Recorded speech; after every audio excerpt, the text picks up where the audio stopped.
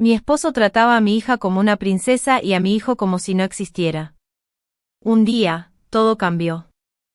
A veces, las diferencias más dolorosas no se notan de golpe, se filtran poco a poco, en los gestos, en los silencios, en los pequeños detalles que uno intenta ignorar. Así empezó todo, con pequeñas cosas que decidí no ver. Mi esposo, Daniel, siempre había sido un hombre trabajador, responsable y cariñoso. Al menos, eso creía. Tenemos 2 hijos, Lucía, de 15 años, y Mateo, de 12. Desde que nacieron, pensé que ambos recibirían el mismo amor, la misma atención. Pero en los últimos años, comencé a sentir que el equilibrio se rompía, y lo que al principio parecía una coincidencia, se transformó en un patrón.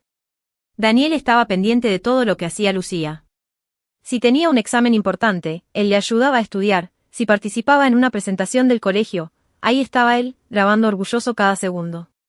Con Mateo, en cambio, las cosas eran distintas.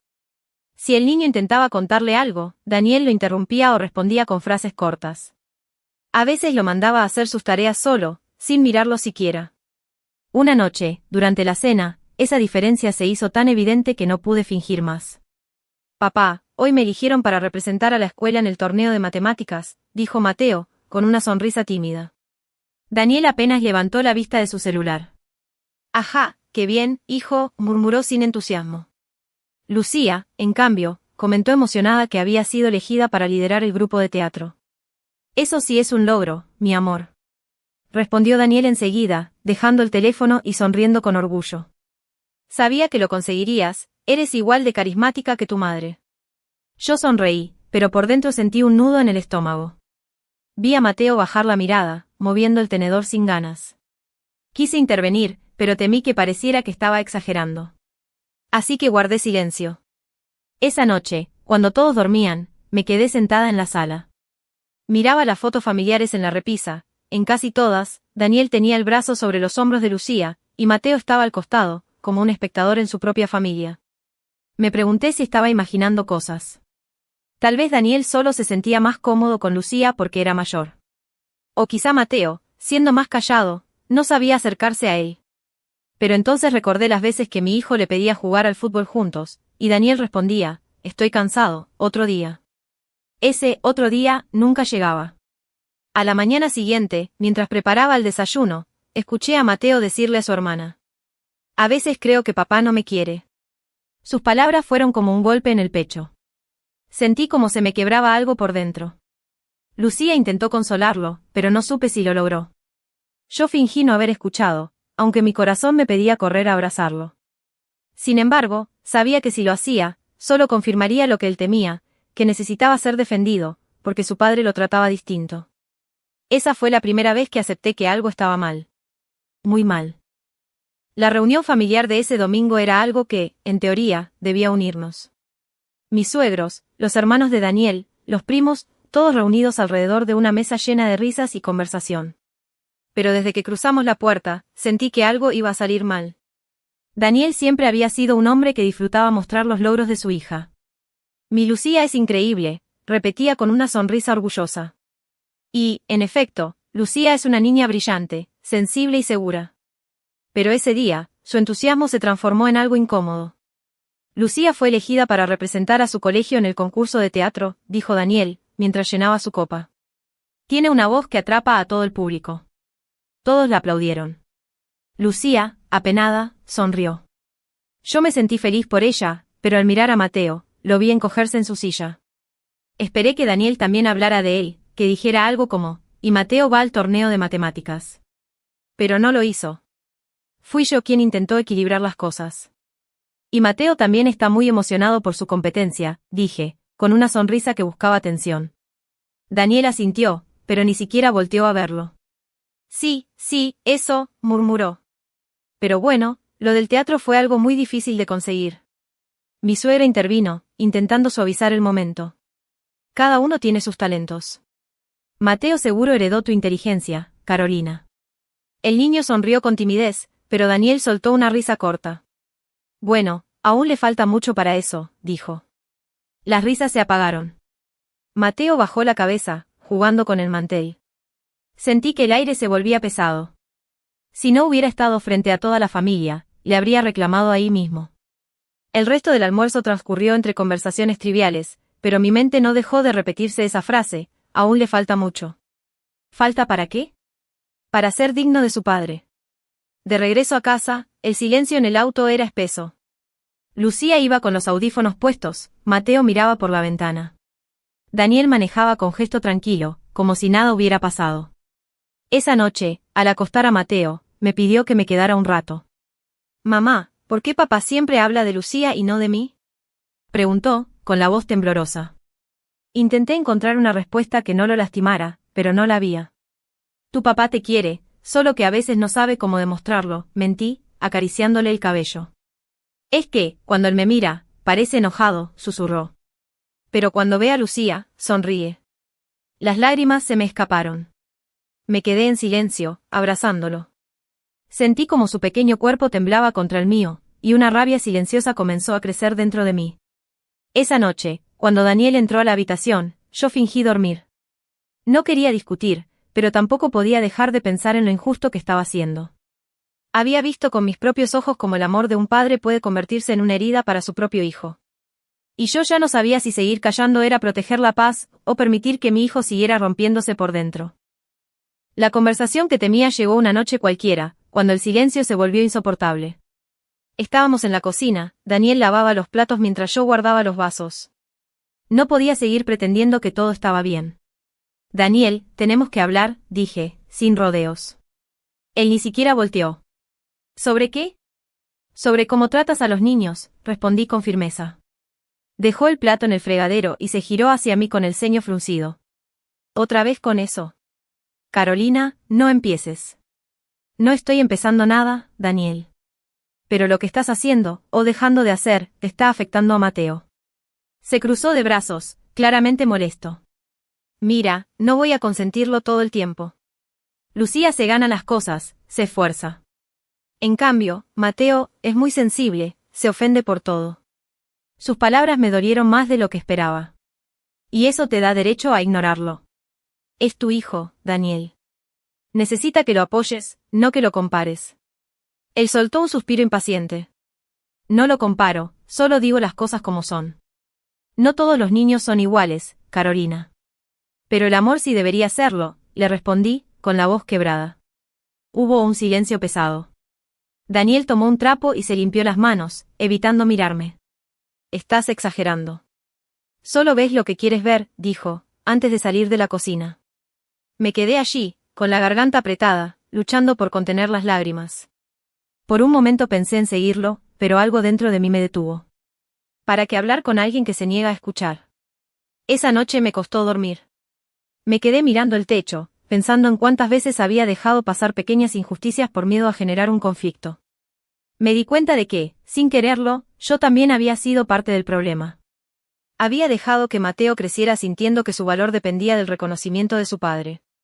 Al día siguiente, cuando llevé a los niños al colegio, noté cómo Lucía saludaba con entusiasmo a su papá, que la abrazó y le deseó suerte en su ensayo.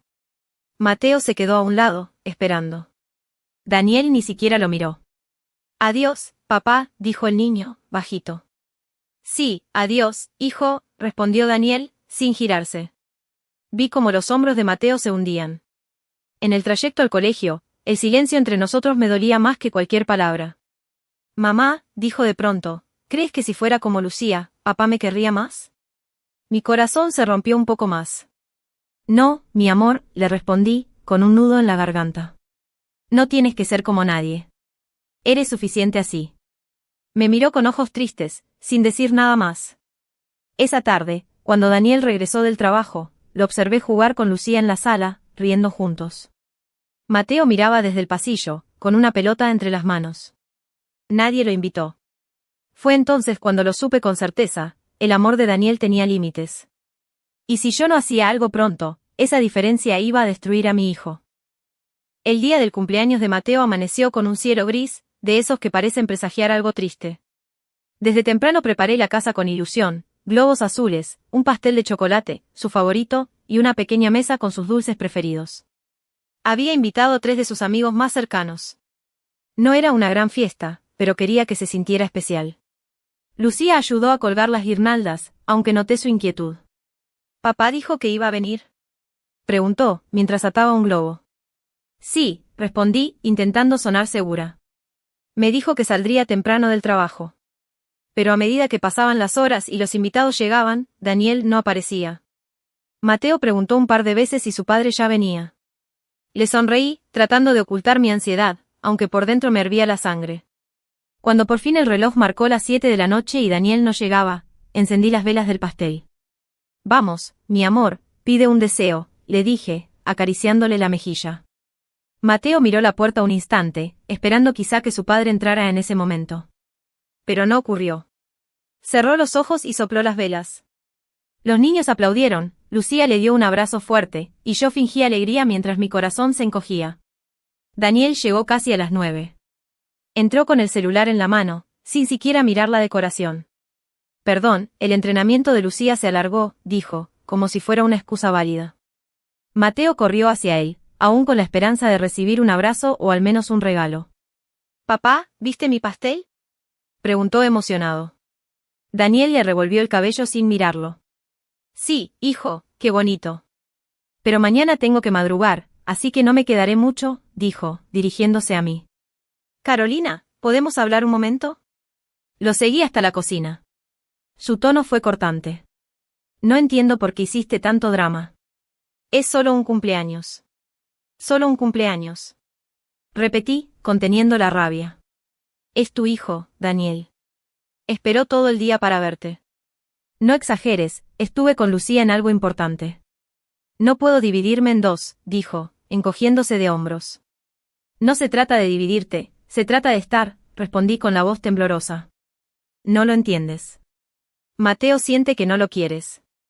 Él soltó una risa breve, seca. «Mateo es demasiado emocional, Carolina. Tarde o temprano va a tener que aprender que el mundo no gira a su alrededor». Me quedé helada. No podía creer lo que escuchaba. Cuando volví a la sala, los niños ya se habían ido y Mateo estaba sentado frente al pastel, mirando las velas apagadas. Lucía estaba a su lado, acariciándole el hombro. «No importa, mamá», dijo él, sin levantar la vista. «Ya me acostumbré». Esas palabras me destrozaron. Esa noche, después de acostarlo, me senté en el borde de su cama. Dormía con el ceño fruncido, como si incluso en sueños cargara con esa tristeza. Fue ahí, observándolo, cuando supe que ya no podía seguir esperando a que Daniel cambiara por sí solo. Si quería proteger a mi hijo, tendría que hacerlo incluso del hombre que alguna vez amé. Después del cumpleaños de Mateo, el ambiente en casa se volvió pesado. Daniel apenas hablaba conmigo y yo apenas podía mirarlo sin sentir rabia. Mateo estaba más callado que nunca, y Lucía trataba de ser un puente entre todos, aunque no le correspondía cargar con eso. Una tarde, decidí pedir una cita con una psicóloga infantil. No podía seguir observando cómo mi hijo se apagaba día tras día. Cuando se lo conté a Daniel, su reacción fue la gota que derramó el vaso. «¿Una psicóloga? ¿Para qué?», preguntó, alzando una ceja. «Porque Mateo necesita hablar con alguien», respondí, conteniéndome. «Está triste, Daniel. No lo ves porque no lo miras». Él bufó. «Lo que necesita es dejar de sentirse víctima. Tú lo estás malcriando, Carolina. Todo lo tomas como un drama». «No es drama, es dolor», le grité, perdiendo la paciencia. «No sé si te das cuenta, pero nuestro hijo piensa que no lo quieres». Daniel me miró con frialdad.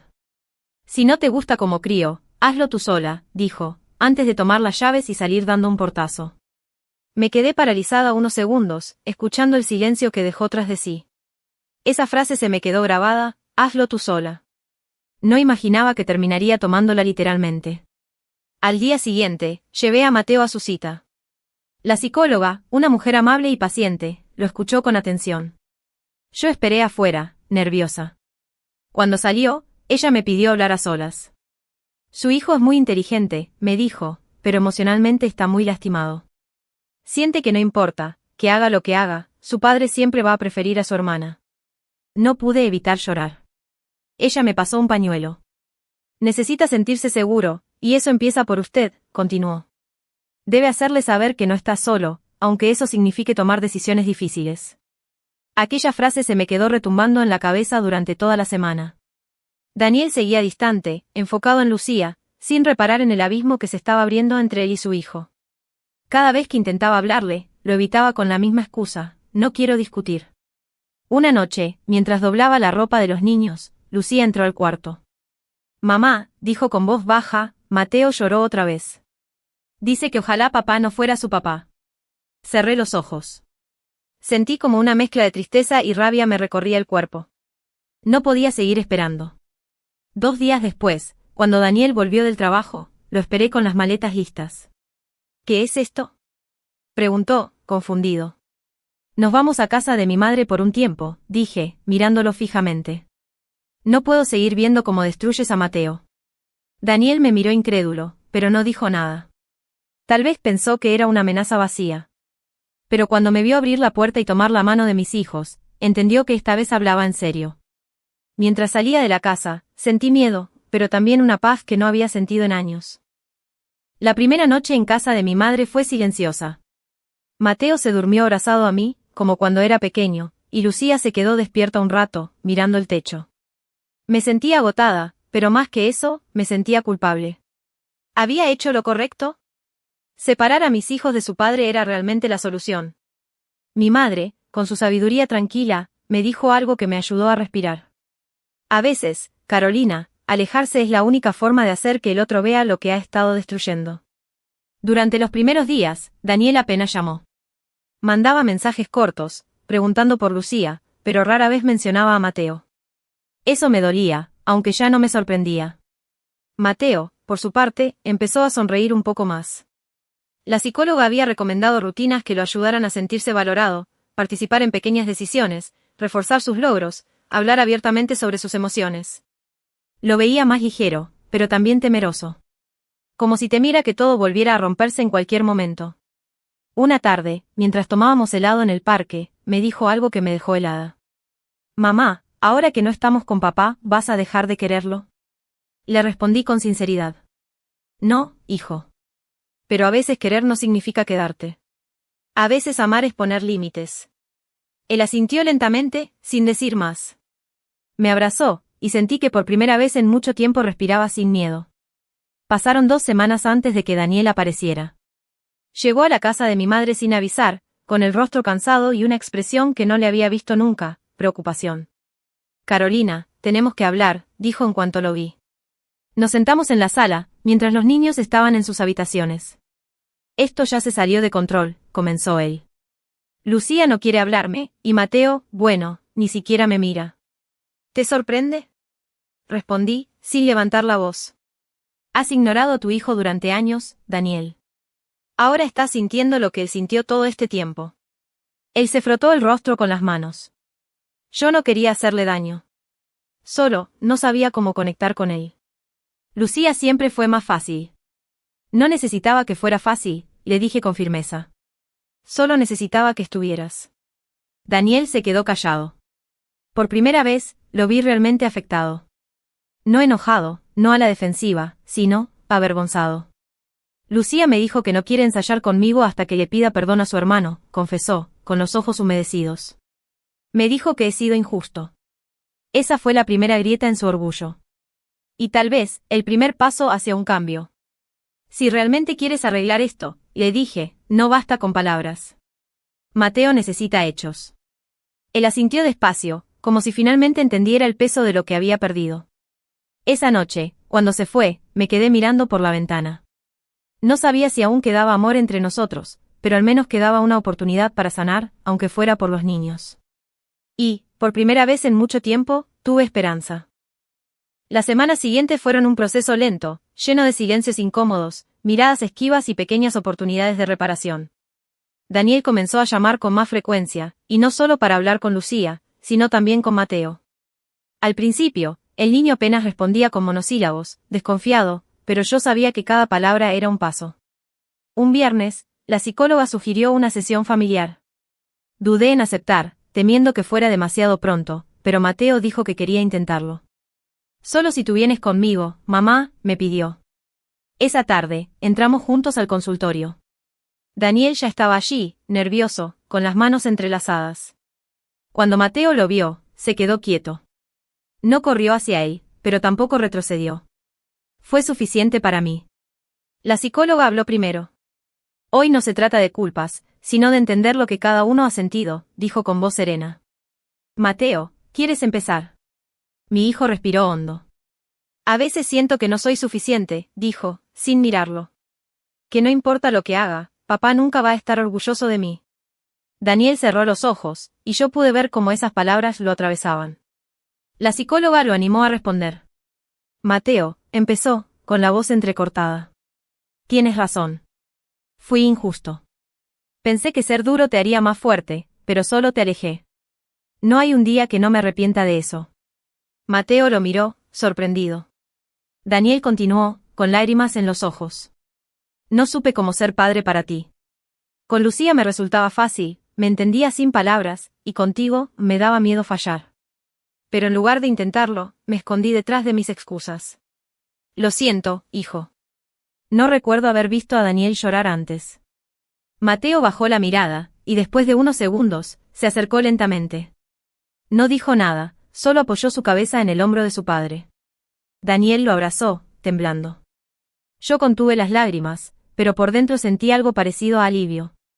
No era perdón completo, pero era un comienzo. Los días siguientes, Daniel empezó a demostrar con hechos lo que había dicho con palabras.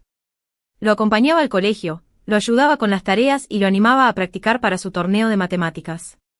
Lucía, que observaba todo desde un rincón, sonreía con complicidad. Una tarde, los vi a los tres en el jardín. Daniel lanzaba la pelota y Mateo corría tras ella, riendo. Me quedé en la puerta, mirando esa escena que tanto había soñado ver. Cuando Daniel se acercó, con el cabello despeinado y el rostro sudado, me miró a los ojos.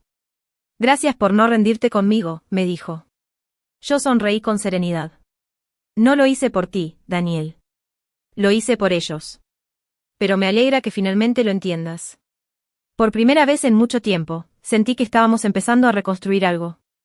No un matrimonio perfecto, ni una familia de cuento, sino una donde al fin había espacio para todos. Han pasado 6 meses desde aquella sesión familiar. Todavía me sorprende ver cuánto ha cambiado la dinámica en casa. No somos una familia perfecta, y probablemente nunca lo seamos, pero al menos ya no vivimos con el peso del resentimiento ni del silencio. Mateo sonríe más. Sus notas han mejorado y volvió a inscribirse en el club de ciencias, algo que había abandonado tiempo atrás. Daniel lo lleva a sus torneos y, aunque todavía se nota torpe al mostrar afecto, hace el esfuerzo. A veces los escucho discutir sobre ecuaciones o sobre fútbol, y me río sola. Esos pequeños momentos son los que me recuerdan por qué valió la pena resistir. Lucía también ha cambiado. Me confesó un día, mientras cocinábamos, que se sentía culpable por haber recibido tanta atención. Yo nunca quise que papá tratara así a Mateo, me dijo con voz temblorosa. Le acaricié el cabello y le respondí que ella no tenía la culpa. Tu papá tuvo que aprender algo que algunos hombres olvidan, le expliqué, que amar a un hijo no significa amarlo igual, sino amarlo bien. Daniel y yo seguimos juntos, aunque ya no como antes. Hubo un momento en que pensé en separarme definitivamente, pero decidí dar un paso atrás y observar. Quería ver si realmente había cambiado o si solo era una etapa pasajera de arrepentimiento. Hoy puedo decir que su cambio es genuino, aunque lento. Entiende que no basta con pedir perdón, hay que construirlo día a día. Una noche, mientras los niños dormían, él me miró y dijo algo que no olvidaré. Siempre quise ser el padre que nunca tuve, pero terminé repitiendo sus errores. Tú fuiste la única que se atrevió a abrirme los ojos. Le sonreí con tristeza. No era mi deber hacerlo, Daniel. Pero lo hice porque creí que todavía podíamos ser mejores. He aprendido que el amor no siempre se traduce en felicidad inmediata. A veces, se convierte en una lección dolorosa, una que deja cicatrices, pero también crecimiento. Daniel tuvo que perder la admiración de su hijo para entender el valor de su presencia. Y yo tuve que enojarme, romper el silencio, para que las cosas cambiaran. Hoy, cuando miro a Mateo y Lucía jugar juntos en la sala, siento paz. No porque todo esté resuelto, sino porque ya no hay miedo. Ellos saben que pueden hablar, que pueden pedir, que su voz cuenta. Eso era lo que más deseaba, que mis hijos supieran que merecen amor sin condiciones. Algunas noches, me siento en el jardín, con una taza de té, y recuerdo cómo empezó todo. El favoritismo, las discusiones, las lágrimas. Y me alegra haber tenido el valor de no quedarme callada. Porque a veces, amar a la familia también significa poner límites. Daniel se sienta a mi lado, me toma la mano, sin decir palabra, me acompaña en silencio. No sé si nuestro matrimonio durará para siempre, pero sí sé que lo que reconstruimos, la confianza, el respeto, el equilibrio, valdrá por mucho tiempo. Al final, no todos los amores son iguales, pero los que se aprenden son los que más perduran.